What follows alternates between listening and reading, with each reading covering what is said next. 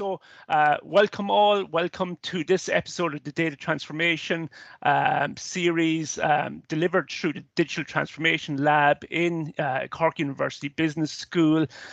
My name is Paddy O'Reilly, and I'm absolutely delighted, excited to have Debbie Reynolds with me today. I know I've been following Debbie over a long period of time, and I've got plenty of questions here, not just questions that came into my head, Debbie, but I know others have been posing questions as well we might pose to yourself. So Debbie, do you want to tell us a little bit about yourself for those that maybe are less familiar with you? Sure. My name is Debbie Reynolds. They call me the Data Diva. I'm the CEO, founder, and chief data privacy officer of Debbie Reynolds Consulting. I like to tell people I work at the intersection of privacy and technology. So I'm a technologist by trade. I have been for over 20 years, and I'm also kind of a data geek. So I've worked with companies on digital transformation projects over the years. I tend to gravitate towards companies that are working in emerging technology. So companies that are doing things like smart city deployments, virtual reality, augmented reality, all types of things that you can think of that you see probably in the news about wacky things that companies are trying to do with technology. Those are things that I really like to work on. And also I'm an educator, so I guest speak at universities. I do a bit of writing, a lot of speaking as well on data privacy topics. I'm also the host of the Data Diva Talks Privacy podcast, which is currently the #1 data privacy podcast in the world. I was voted recently the top 10 data privacy expert in the world, and also I'm in the top 30 of cyber risk communicators by the European Risk Institute. Wow, you're a busy woman, Debbie. Debbie, the Data Diva, where did that come from? I was at a networking event with a woman. She was a reporter at the Wall Street Journal, and I did my elevator speech for her, and she sort of laughed. She said, "Oh, you're like the Data Diva." And we just started laughing about it, and I thought, wow, that's really cool. I never really thought about that. She said, "Oh, you should totally use it." So at first I was bashful about using it, and then I sort of snuck it on my LinkedIn, and people just started calling me all over it. "Oh my God, I love that." So it's been very handy. It gets the point across, although my focus is data privacy. I am just a geek about data in all types of ways. So it helps me a lot. And it's stuck. It did. Yeah, fantastic story. And come here, when did if we call it your love affair with data start, Debbie? When can you nearly relate it back to something maybe earlier in your life or earlier in your career? Definitely. So actually, from my mother, she had read a book in 1997 called The Right to Privacy.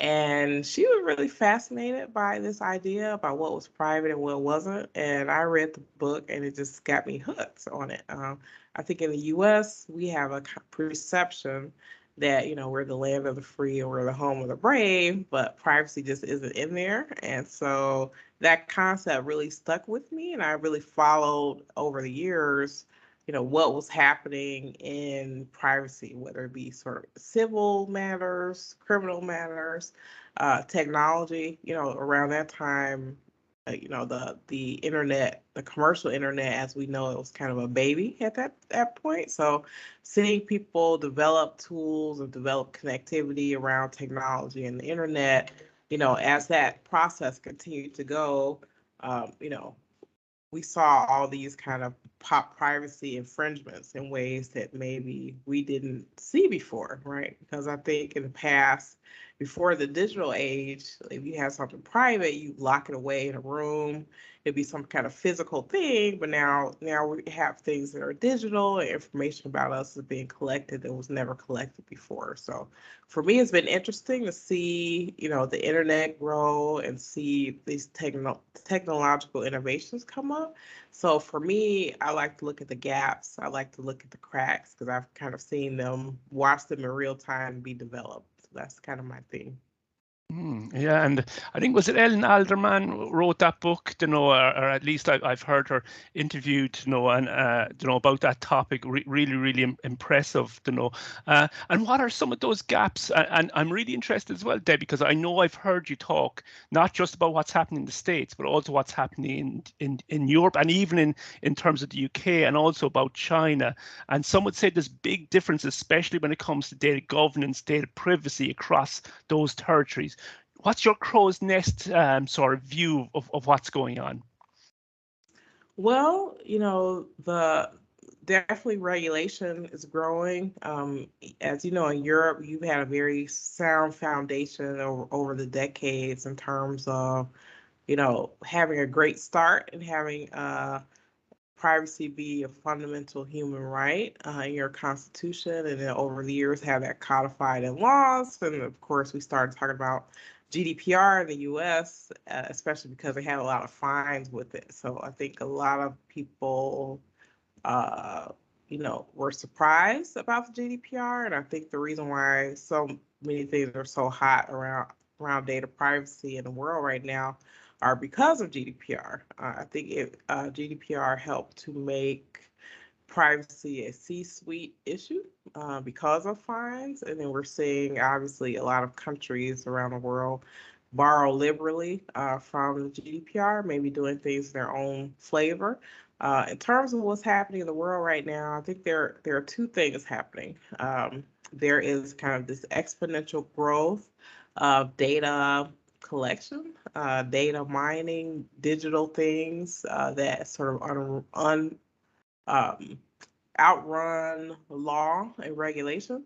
And then we're seeing the ratcheting up of regulation. So companies have to deal with the fact that individuals are gaining more legal protections around data, and then companies not, trying to deal with that fact, right? So, especially in the U.S., we have, companies that can, we don't have the same legal protections that someone in the EU and even China, believe it or not, have around their data. So I think, what I'm seeing are two different camps of things happening. One is countries and jurisdictions that treat data or have a foundation of fundamental human rights laws and regulations. So that will be, in my view, like the EU, the UK, like Brazil, India, all those countries have their constitution or around privacy being fundamental human right and sort of building rights on that. And then places like the US and China are thinking about privacy as a consumer right. So your rights don't really kick in unless you're doing something or consuming something. So the example I like to give to people is, let's say in the state of California. The state of California in the U.S. currently has the most comprehensive data privacy regulation right now in the U.S. In terms of like individuals. So if you were in the state of California, let's say if I was in California, I was a citizen of California, and I went to a grocery store, and so I, exchanged payment information with them, maybe I had a loyalty card. There would be certain rules and regulations that they would have to follow as they capture my data in California. But if I were to go to across the street to a church, they don't have to follow that because not-for-profit organizations are exempted from things like the CCPA in the state of California. So that shows you the difference between fundamental human rights. So if I was in England or I was somewhere in the EU and I went to a grocery store and I went to a church, my rights will be preserved either way. So it didn't matter. So I think looking to see, for me, that's probably one of the most fundamental things I look for when I look at a privacy regulation. I try to see what's exempted, like who, it doesn't apply to X. I want to see what those exemptions are. When you have privacy as a fundamental human right, there are very few exemptions to that. Yeah, and I remember someone previously saying, Debbie, and maybe it's a gross simplification, maybe, but that in Europe here, it's essentially the individual, the consumer owns their own data.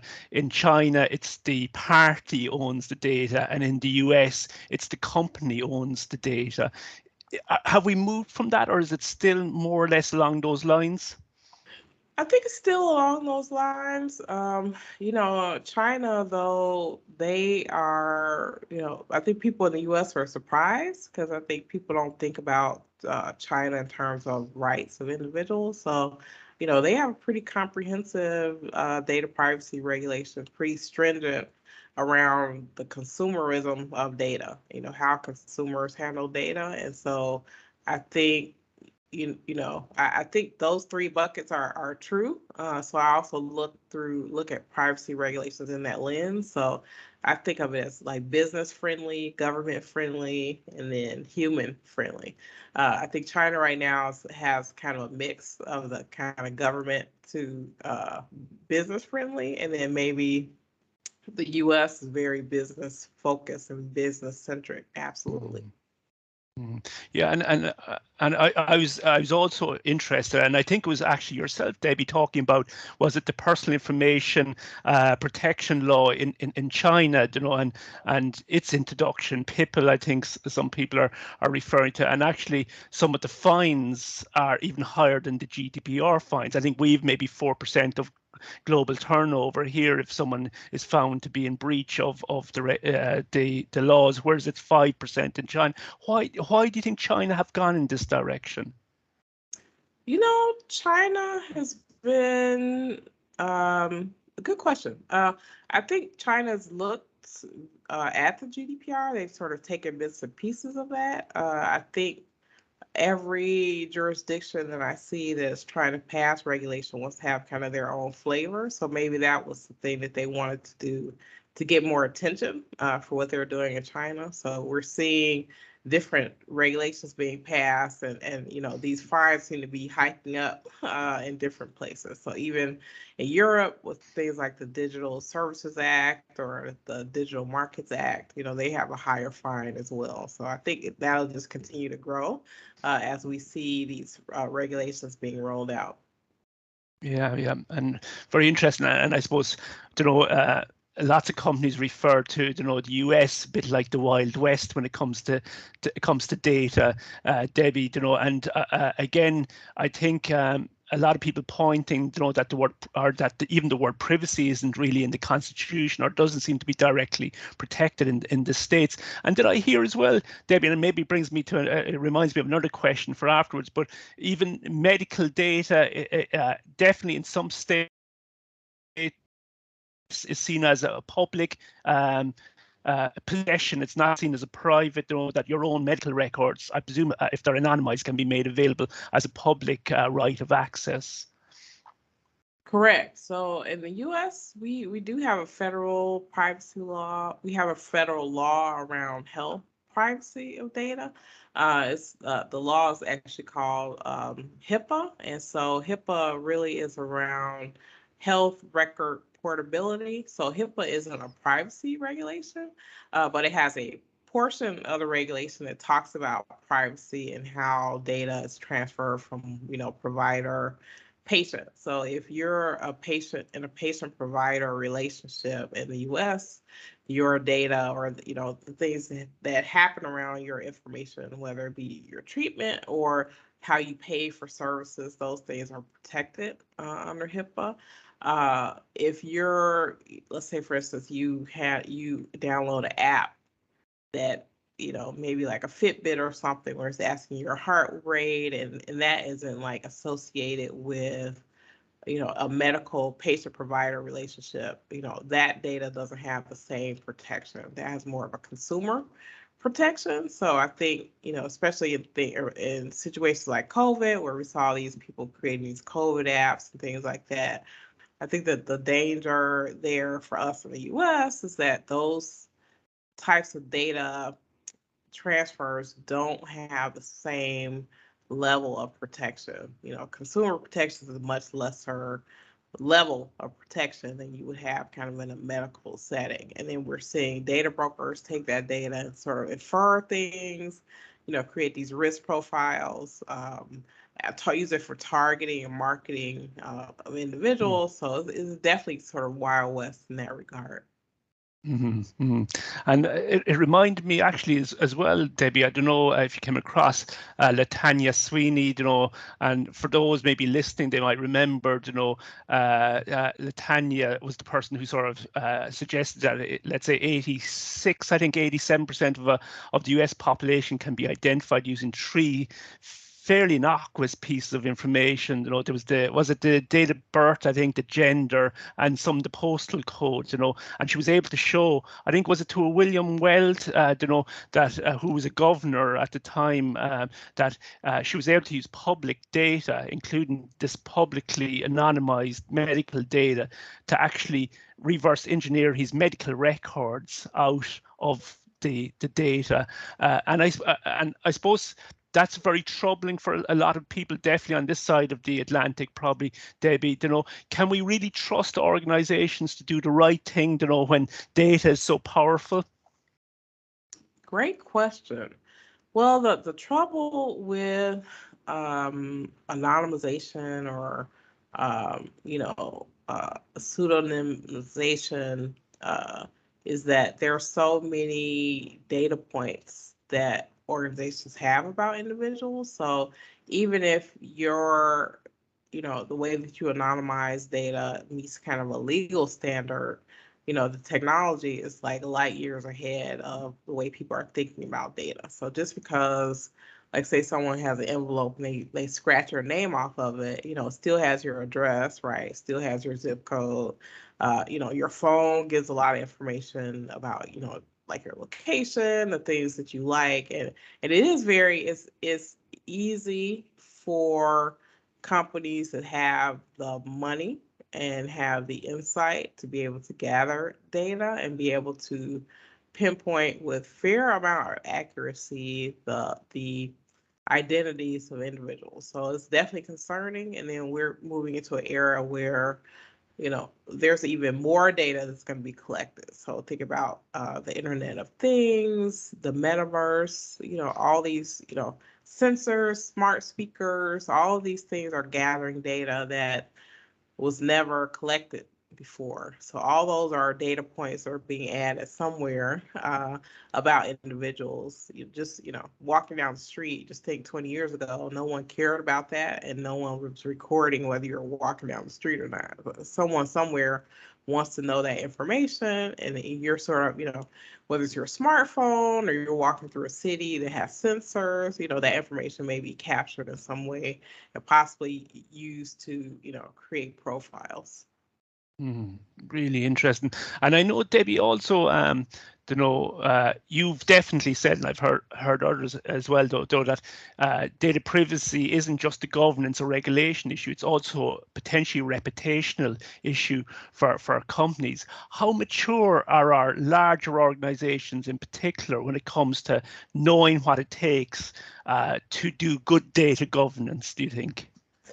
I think organizations, I'm of two minds about this. So I think large organizations tend to be very mature as it relates to kind of compliance and governance. So that is kind of almost like a legal framework. So do we have the right forms? Do we have the right procedures about how we're handling data? But I think the trouble that organizations end up having is operationalizing that, right? So if you start with, a form or procedure or whatever, it may not really inform how you change the way that you operate within the business. So, we see big companies get fined around kind of data privacy, data protection, is not because they don't have smart people working with them. It's kind of a tale of two cities, right? So it's like what's happening in the digital part of the business versus what is happening in the legal part.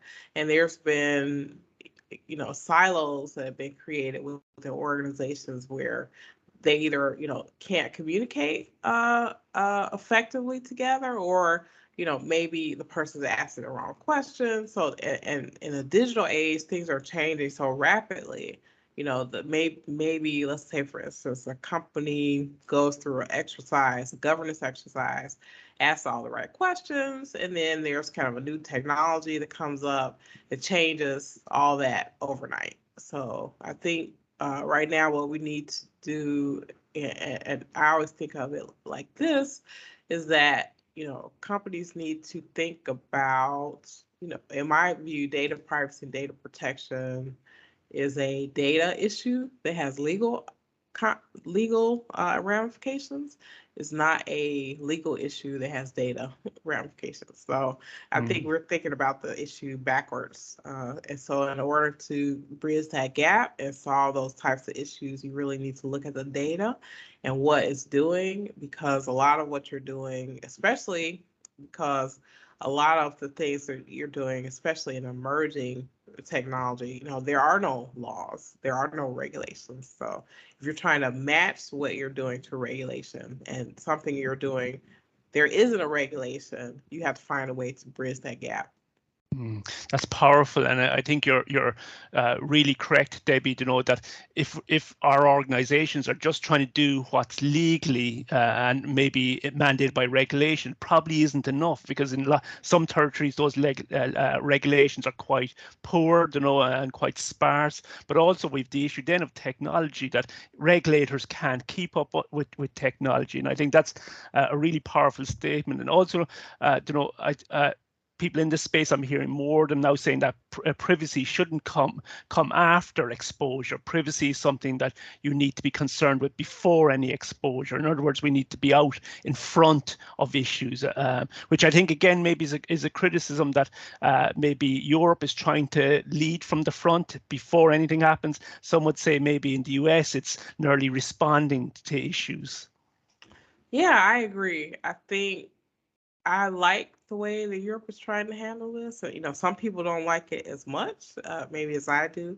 So I think for me, it's kind of two different camps. So one is the proactive camp, which I feel like Europe is in that camp with things like privacy by design, having regulations or having frameworks around, uh, um, artificial intelligence, uh, app developers, how they handle data with children, trying to create situations where companies can think through the technology issues that may be emerging for them before a problem happens. And then the other camp is the reactive side. So, we got breached, or something happened with someone's data, then let's hurry up and do this, try to do this fix. But we know that privacy, in order to do it right, it has to be a forethought. It has to be something that has to be thought about at a foundational level. It's not like a Band-Aid. It's not something that you can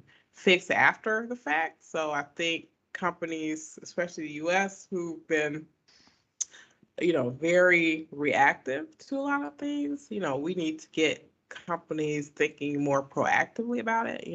I feel like a lot of organizations, they think of it in the same way of cyber. So, we don't care about cyber until something bad happens. And then we want to put all these processes in place. And privacy really can't be that way. If you're reacting to something, you don't have the proper plans in place, you're already in a bad situation. Yeah. And Debbie, just to come back to a comment there, you said that, and some people may be a bit more negative about what's happening in Europe. Would that be on the grounds of it seen as, making maybe impeding commercialization of products, and it's making more difficult, for corporations? Would it be coming from a sort of corporation perspective, those that would see it more negatively, do you think? I would say maybe two things. So one is that some organizations may see it as a tax. Oh my goodness, we have this new regulation thing to deal with. It's going to cost us this much money.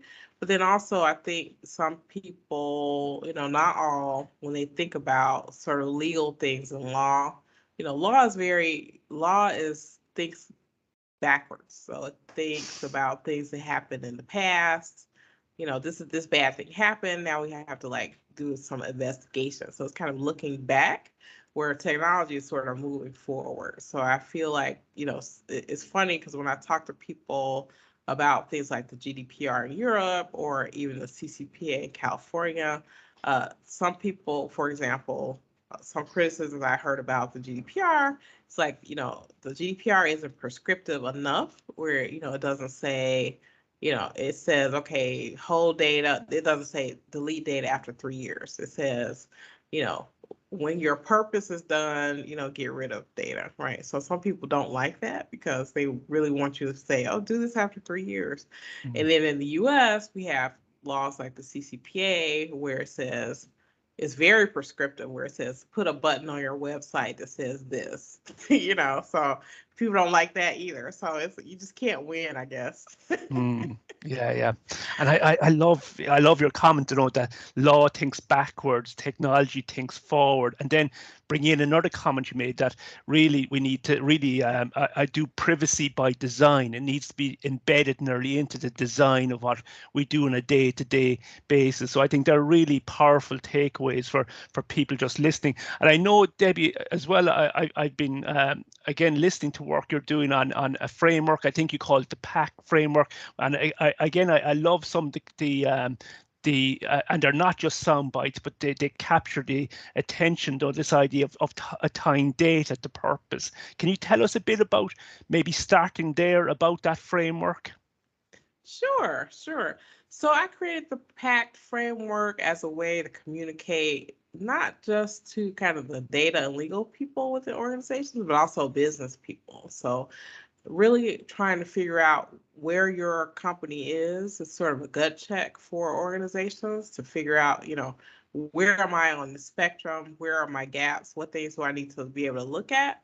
So PACT is, I use a sort of a triangle, a pyramid type of graphic when I'm talking about this. So at the top of that pyramid, PACT stands for purpose, alignment, context, and transparency. So if companies are looking at those four categories of things within their organizations and they figure out, where they stand on that spectrum, they can figure out, we have risk in this area or we're doing really well in this area. But the idea is to really create like an alignment of those four things together. And so doing that really helps organizations figure out, where their gaps are, what things they need to really to deal with or work on. Because, purpose, for me, the reason why I did the PAC framework is, a lot of people get sort of entangled in all the laws and regulations. But from a business perspective, a lot of companies or organizations, they need more simple ways to understand. So regardless of what place you're in, like what jurisdiction you're in, almost all regulation related to privacy is around purpose of data. So why do you have it in the first place? So being able to tie data to purpose is very important. Being able to create that alignment. So, what are we doing in the business today and how does it align to kind of the purpose of why we have data in the first place? And then context is where a lot of companies get into trouble. So let's say they have the purpose fine, they have the alignment okay, and then context, a lot of times what happens is, let's say companies collect data for one purpose, and because they have it, they decide, oh, well, let's use it for this other purpose, so that is sort of data use out of context. So that's kind of a issue that a lot of companies really need to take a look at. And then finally, the biggest part of the pyramid is the bottom, which is transparency. So throughout the data life cycle, organizations need to create an expectation that they're transparent, especially when they're handling data of individuals. So that is something that we had not seen previously in the business world. As a matter of fact, a lot of applications, business applications that have been built over the years, is sort of a one-way in situation. Like the data comes in, it doesn't come out, So, and they're just, traditionally tools haven't been built for this type of transparency and also being able to tie data to a purpose. So we know that once data has reached this kind of end of life in terms of its purpose within the organization.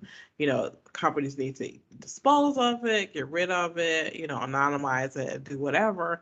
And what we've had in the past is companies didn't really have a reason to delete anything. So they kept everything, they were repurposing it for different contexts. They weren't transparent with it with individuals.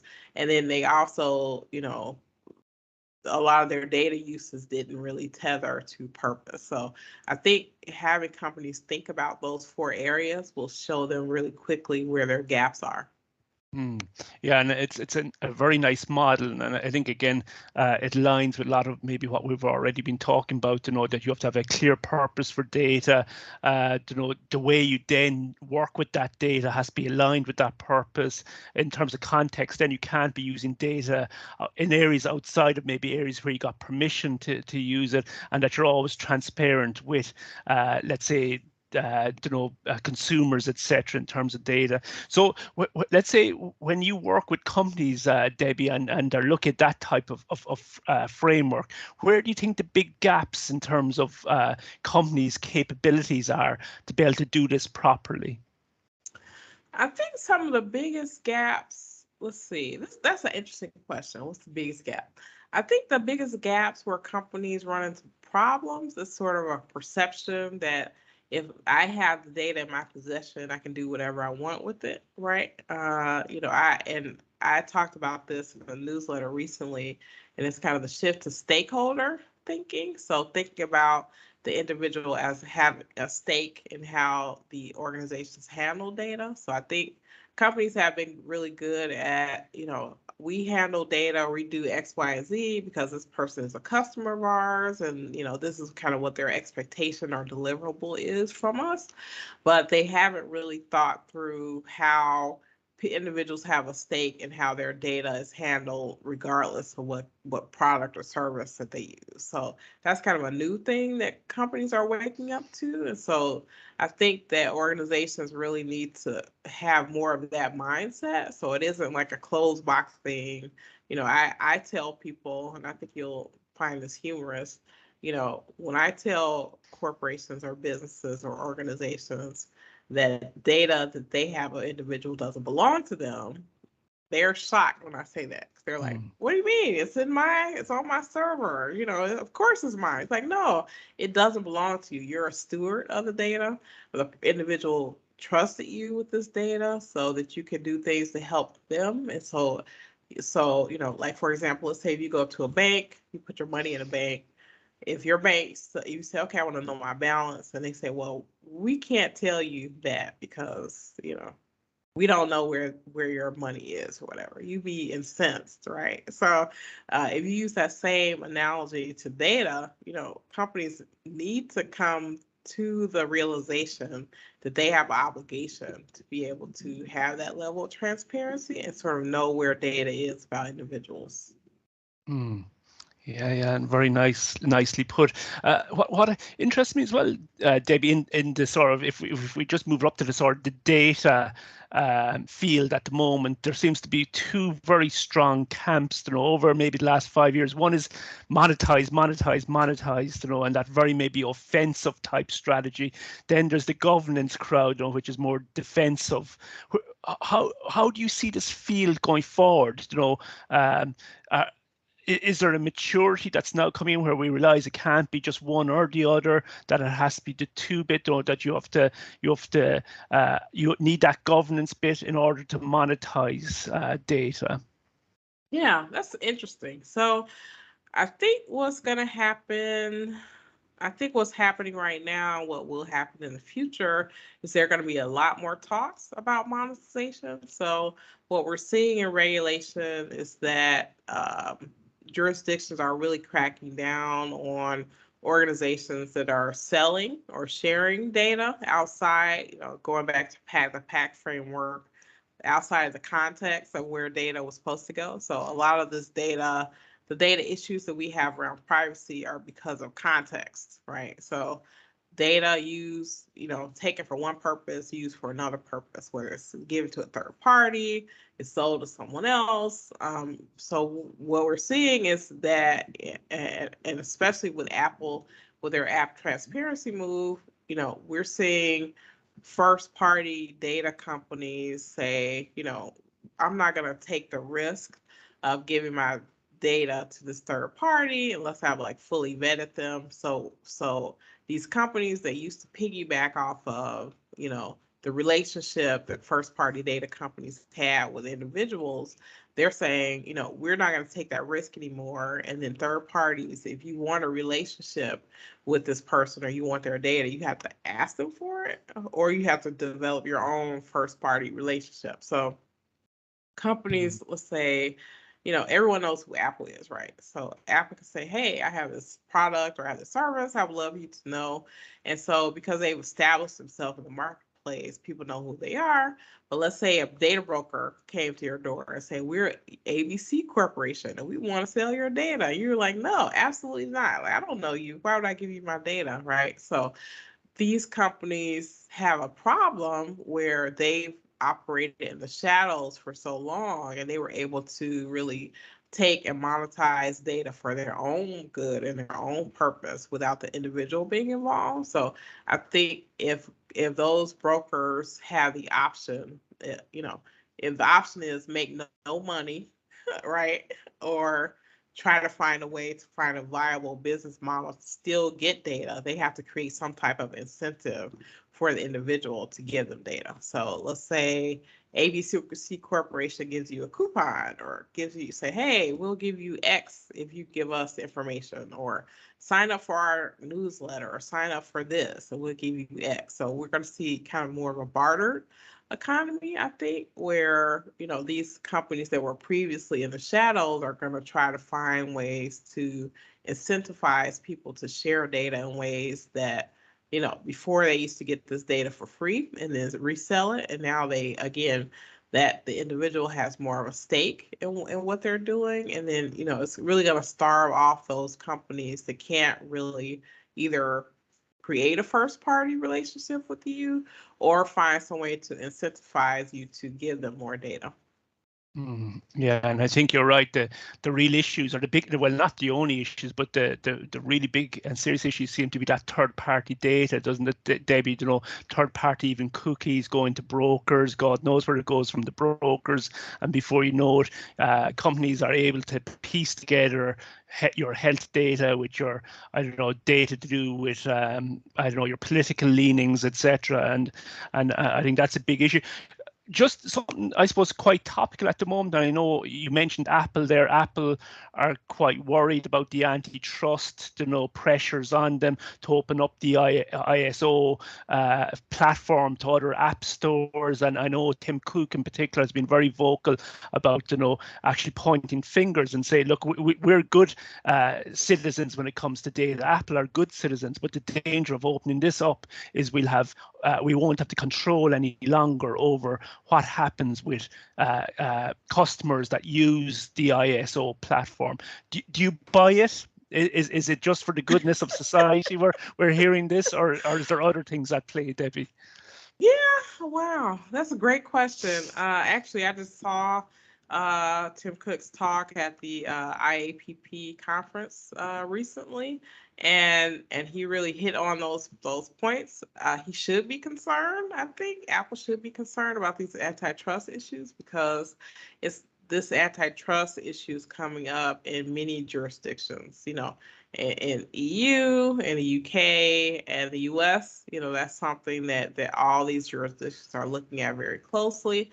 They're thinking, these companies are too big, let's sort of break them up. They have like a monopoly. They're starving off like competition or innovation to other companies. So that is definitely something companies need to be concerned about. Do I buy it? Yes and no, I would say. So I think, there was a case with Apple and Epic. So this had to do with kind of the App Store, where the Fortnite game maker, they were upset because they wanted to, they were upset about the fees that the Apple charged these companies to be in their App Store, and they didn't have a way to sort of bypass the payment system.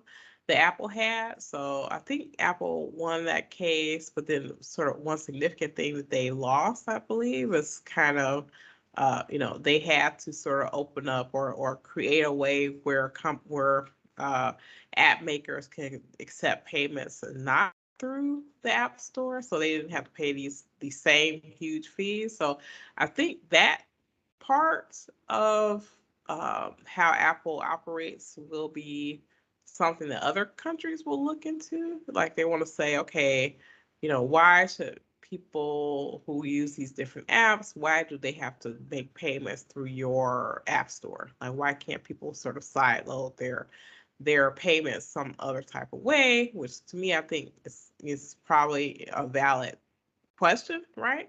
But the other side of that, and this is something that Tim Cook talks about a lot, which is kind of side loading of apps. So basically creating a situation where companies can sort of bypass the protections that are in the Apple iOS ecosystem and be able to install apps or applications that don't have the same level of sort of vetting. And that can sort of introduce vulnerabilities within the operating system. So that part I think is definitely a valid one.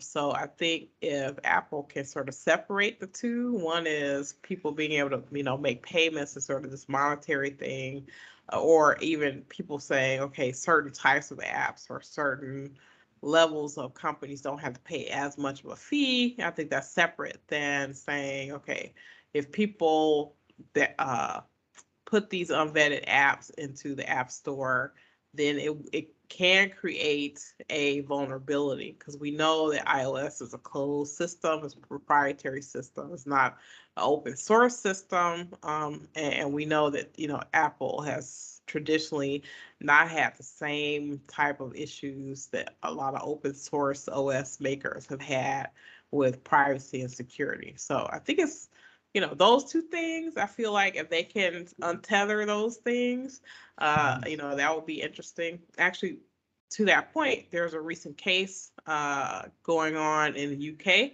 I think the organization is called Mobile UK, and they're charging.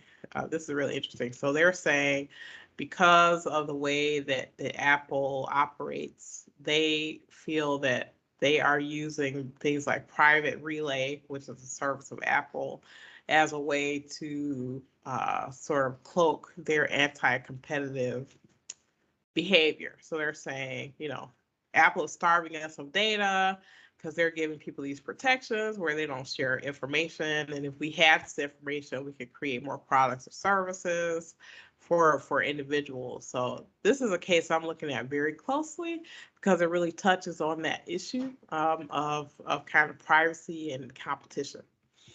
Fascinating, isn't it? And I suppose there's a lot playing out at the same time. There's the antitrust, there's all this sort of fake news, and sensitivity towards data, privacy, all of it coming together. Debbie, it's an absolute pleasure, and I know we could speak for hours about even Apple or what's happening in the space. But I also know you're a busy woman. Where can people find out more about you, Debbie? Because I'd just like to say to our audience, you've got some fantastic material, some fantastic content. Anyone that's interested in this space needs to look at what you're doing. So where can they find out more about you, Debbie? Yeah, thank you so much. It's been a pleasure.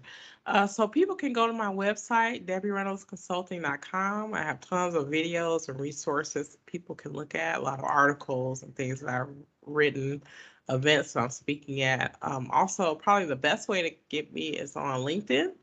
Just type in Debbie Reynolds Data Diva. That should pop right up. Connect with me on LinkedIn. I always like to see new people. I put new content out there every week. Like I have a video that I do every week, a 5-minute video about privacy or technology topic. I have a podcast that comes out weekly, and it's on all the major podcast directories. And also I also have a newsletter, so people who subscribe to the newsletter on my LinkedIn will get sort of monthly insights.